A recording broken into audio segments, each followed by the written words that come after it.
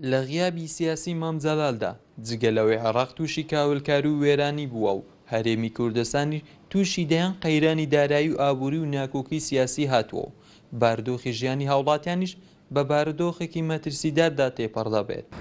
بەڕاستی نەبوونی مام جەلال وەی لێ کردوین ئێستا کە خەڵک بەخۆی دەبینیتن لە چ وەزعێکی خراپی قەیراناییدایە، لە بێنەفتی، لە بێکارەبایی، لە بێموچەی، لە بێبوجەیی قەیرانێکی وا ڕووی لە هەرێمی کوردستان کردووە کە مام جەلال بەخۆی ئێستا لە وەکو لە سیاست بەردەوام بوو.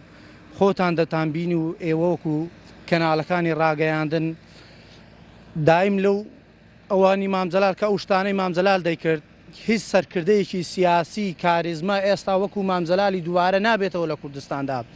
مام جەلال عەرەبەکان لە ناو کوردەکان سەرۆکی هەموو کورد و سەرۆکی هەموو عەرەب بوو، هەموو دەوڵەتەکان ئەحترافیان بە مام جەلالی دەکرد. مام جەلال بە سەرکردەی سەمام الئەمان مەشهور بووە، خۆتان دەتانزانی و خەڵک هەموو دەیبینی.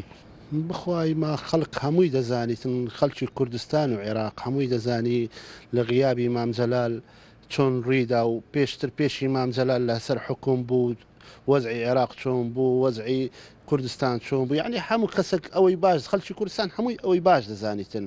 و ئێستا غیابی مام جەلال ئەوە لە پشتی مام جەلالی ئەوە داعش هات و قەیرانی سیاسی تووشی ئەو خەڵکە بوو، یعنی خەڵک هەموو شێوەیەشی وەزعەکە تێکچوو، یعنی بەسەراحەت. یعنی ئەگەر بەڕاستی لەناو سیاست باە ئێستا وەڵایی بەڕاستی ئەو نەیدەهێشتا و قەیرانە لە عێراق و ئەو ناکۆکیانە لە عێراق و لە کوردستان بە نوکتەشی پێکەنینەوە بە نوکتەشی زۆر کەم بە مدەشی زۆر کەم ڕۆژێک دوو ڕۆژ چارەسەری ئەو ناکۆکیانەی دەکرد و پەرلەمانی کارا دەکردەوە و ئەو قەیرانەشی نەدەهێشت. بەرپرسی کۆمیتەی بەردەڕەش دەڵێت ئەوی ئەمڕۆ لە عێراق دوگۆزەرێت بە واقعی سەلماندی کە تەنها سەرۆک تاڵابانی بووە دەیتوانی هاوکێشەکان ڕابگرێت و کۆتایی بەم بارودۆخەیە بهێنرێت. بەداخەوە لە ساڵی 2012 جەنابی مام جەلال تووشی نەخۆشی بوو. لە پاش جەنابی مام جەلال هەم عێراق هەم کوردستان تووشی کێشە و مەشاکلی زۆر گەورە بوو. دیارە قیادەکانی سیاسی لە کوردستان و لە عێراق ناتوانانی ئەو فەراغی جەنابی مام جەلال پڕکەنەوە. بەداخەوە گەشتە قۆناغ لێکترازانێکی زۆر خراپ چ لە هەرێمی کوردستان چ لە عێراق.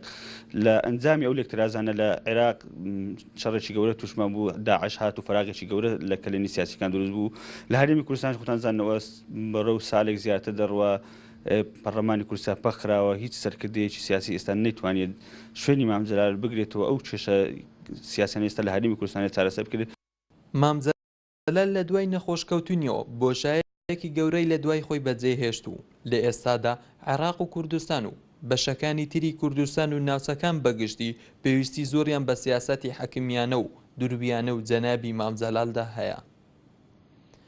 محەممەد جەلیل، کەناڵی بادیناسان، بەردەڕەش.